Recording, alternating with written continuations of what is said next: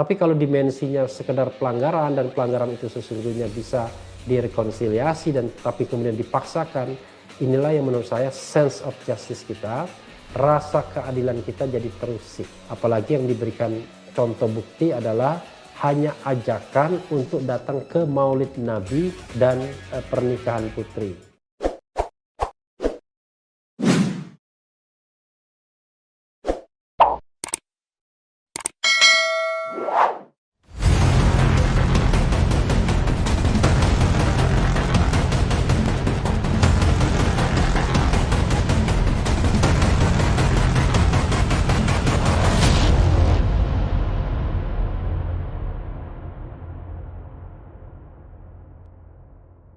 Warahmatullahi wabarakatuh, Sobat RH sekalian.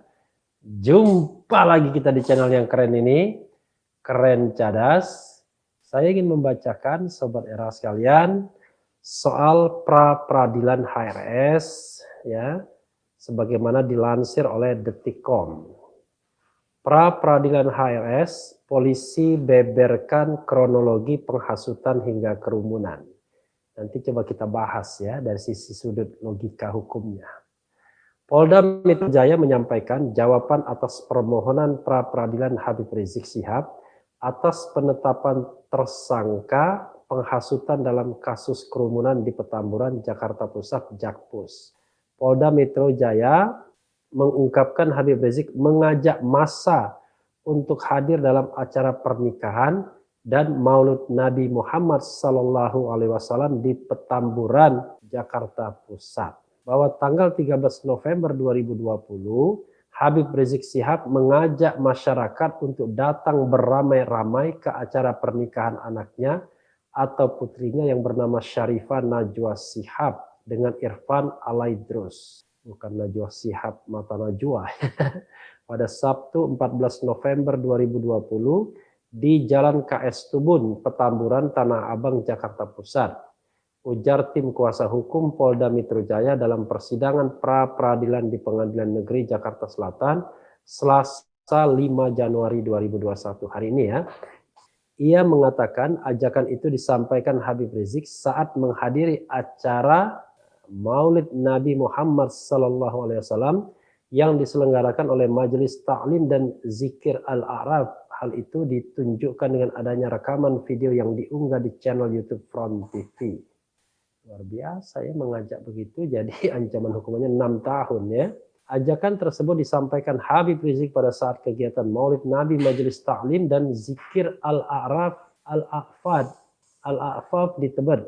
Sebagaimana link YouTube dengan judul peringatan Maulid Nabi Majelis Ta'lim dan Zikir Al-A'faf yang diunggah pada 14 November 2020 di channel Front TV ungkapnya. Jadi rupanya penegak hukum itu penonton setia Front TV juga yang seringkali dia juga diblokir ya. Ia mengatakan atas ajakan Habib Rizik itu massa kemudian berbondong-bondong datang ke acara pernikahan dan Maulid Nabi Petamburan. Akibatnya terjadi kerumunan yang tidak mematuhi protokol kesehatan pencegahan COVID-19. Selanjutnya karena ajakan Habib Rizik, maka pada hari Sabtu tanggal 14 November 2020 di Jalan KS Tubun, Petamburan, Tanah Abang, Jakarta Pusat terjadi kerumunan massa yang tidak mematuhi penyelenggaraan kekarantinaan kesehatan.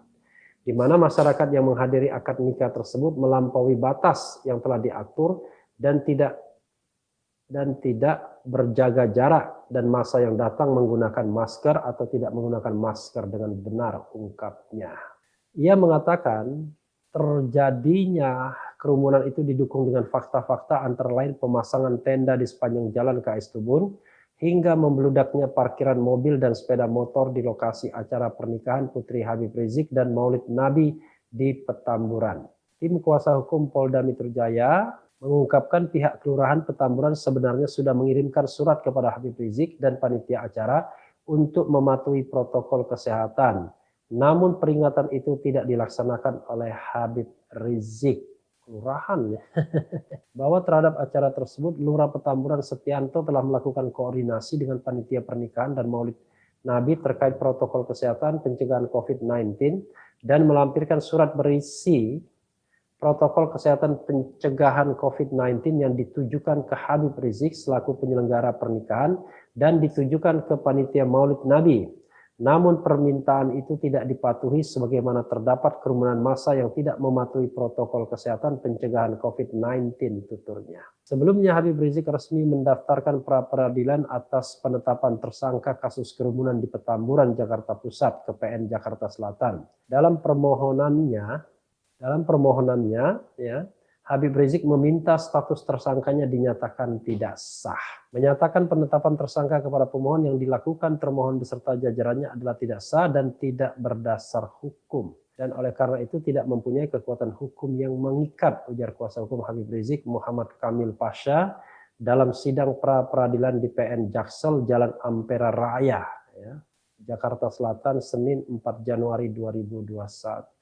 Habib Rizik dalam petitumnya juga meminta agar kemudian dikeluarkan penetapan tersangka terhadap dirinya tidak memiliki kekuatan hukum yang mengikat. Ya, sobat RH sekalian, itu tadi soal yang terkait dengan jawaban dari termohon.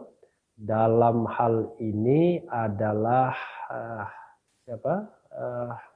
dari pihak Polda Metro Jaya terhadap permohonan pra-peradilan yang diajukan oleh pihak Habib Rizik, ya. Dan terlihat betul bahwa di situ dikatakan bahwa yang namanya penghasutan itu adalah hasutan untuk datang ke Maulid Nabi dan juga datang ke pernikahan putrinya. Sobat RH bisa menilai. Pertama ya, saya ingin membedakan dengan Mahfud MD yang mempersilahkan siapapun untuk menjemput Habib Rizik di Bandara Soekarno-Hatta. Dan akhirnya yang menjemput itu sampai jumlahnya jumlahnya itu ratusan ribu hingga jutaan. Dan kita tahu bahwa kerumunan terjadi. Lalu kenapa Prof. Mahfud MD sebagai Menko Polhukam yang menganjurkan, yang membolehkan, ya mungkin menganjurkan tidak, tapi membolehkan, mengizinkan itu tidak dijadikan tersangka pula, bahkan diperiksa pun tidak. Walaupun Gubernur Jawa Barat Ridwan Kamil menggoda ya, harusnya bertanggung jawab juga. Jadi memang Sobat Era sekalian, ya memang aneh menersangkakan orang dengan ancaman hukuman 6 tahun karena dianggap menghasut, dan penghasutan itu berupa datang ke Maulid Nabi dan pernikahan putrinya. Jadi kalau kita bicara tentang hasutan, ya itu hasutan untuk melakukan tindak pidana. Misalnya menghasut untuk memberontak, menghasut untuk membobol toko dan lain sebagainya. Dan orang yang dihasut tersebut kemudian melakukan perbuatannya, dan itu adalah tindak pidana sehingga yang menghasut bisa dikenakan kepada pasal 160 Kitab Undang-Undang Hukum Pidana. Tapi yang terjadi di sini kan menghasutnya itu menghasut dalam tanda kutip, apakah bisa disamakan menghasut dengan mengajak atau menganjurkan? Kan tentunya tidak bisa disamakan, karena menghasut itu konotasinya adalah pasti untuk melakukan keburukan. Tapi apakah hadir dalam Maulid Nabi, hadir dalam pernikahan itu bisa dikatakan menganjurkan untuk keburukan? Memang ada konteksnya COVID-19. Tapi kalau kita bicara tentang COVID-19, maka sesungguhnya yang terjadi adalah tidak dipatuhinya aturan.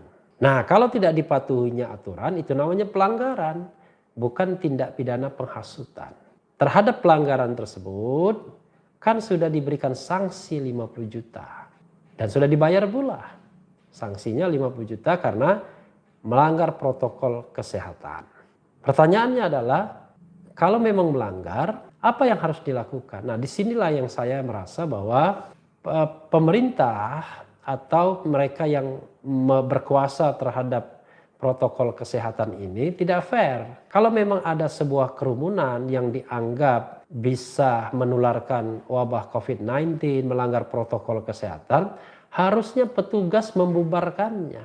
Atau petugas datang mengaturnya. secara baik. Tidak bisa hanya mengandalkan pihak kelurahan. Karena ini adalah permasalahan nasional yang tugas dan tanggung jawabnya langsung di bawah aparat-aparat di bawah presiden secara langsung. Kalau dia darurat kesehatan masyarakat, komando tertingginya adalah Menteri Kesehatan yang baru diganti ya. Kalau dia darurat bencana nasional, komandonya adalah Kepala BNPB, Badan Nasional Penanggulangan Bencana.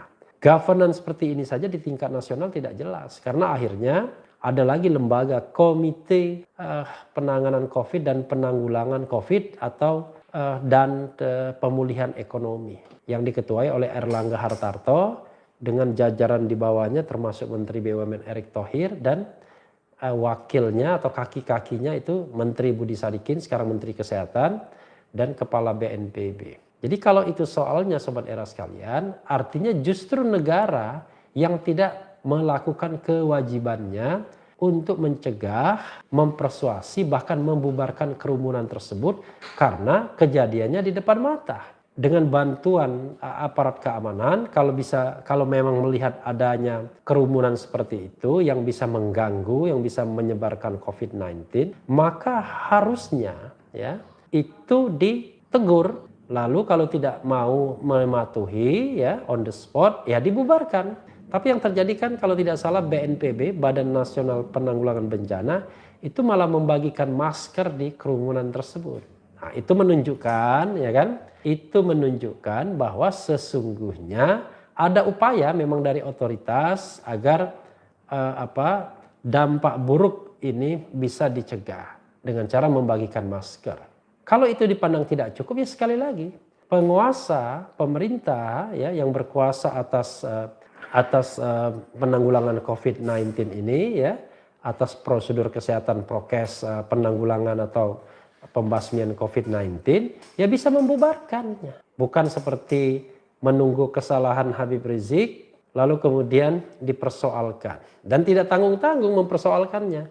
Tidak hanya pelanggaran kesehatan, undang-undang kesehatan masyarakat atau kekarantinaan kesehatan, tetapi juga KUHP dipakai, kitab undang-undang hukum pidana yang sebenarnya tidak pernah dibicarakan sebelumnya. Karena kalau yang dipakai undang-undang kekarantinaan kesehatan, ancaman hukumannya kan cuma 1 tahun dan atau denda 100 juta rupiah yang itu tidak bisa untuk melakukan penahanan terhadap Habib Rizik. Kalau cuma ancaman hukumannya 1 tahun, maka digunakanlah pasal 160 KUHP agar sah untuk ditahan. Dan sekarang penahanannya sudah lewat 20 hari sebagaimana ditentukan dan langsung diperpanjang 40 hari. Karena dianggap bahwa ada kebutuhan subjektif dan objektif penyidik. Jadi Sobat Era sekalian, memang bersikap adil itu tidak gampang dan tidak mudah tentunya. Kita harus mau bersikap adil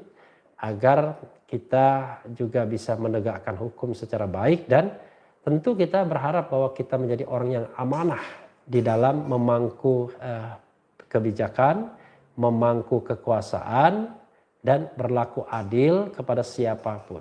Kalau soalnya hanya pelanggaran kerumunan yang harusnya juga tidak hanya tanggung jawab Habib Rizik seorang, harusnya juga tanggung jawab otoritas, entah itu Kementerian Kesehatan, entah itu siapa lagi Kepala BNPB, entah itu Gubernur DKI, entah itu Polda Metro Jaya, maka tidak bisa ini semata-mata ditimpahkan kepada Habib Rizik dalam perspektif pidananya, sementara yang lain tidak diberikan sanksi apa-apa.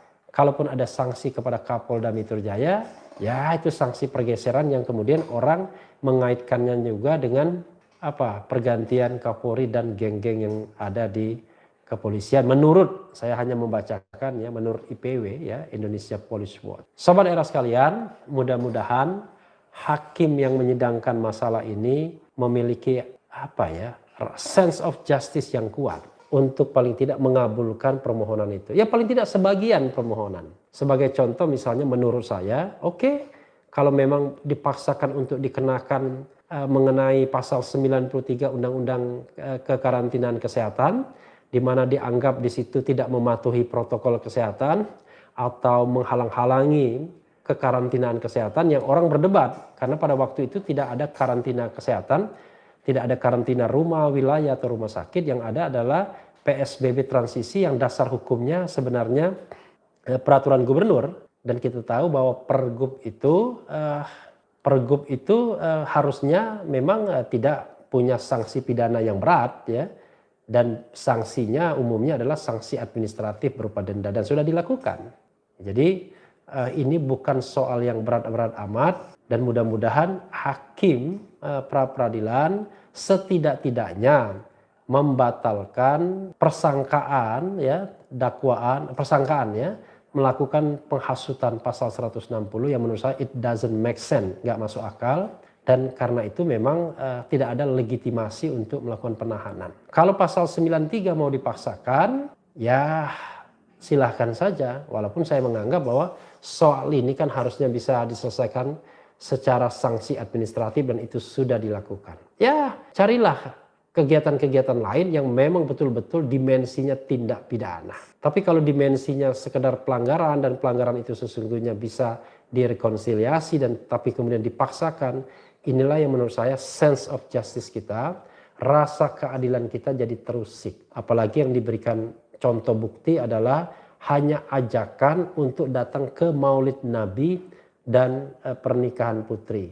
Padahal kalau menurut saya pernikahan itu bukan ajakan secara umum, karena tidak ada orang memberikan ajakan secara umum seperti itu. Mungkin pada waktu itu mengundang khalayak yang hadir pada kegiatan di situ agar datang ke pernikahan. Ya seperti sopan santun timur.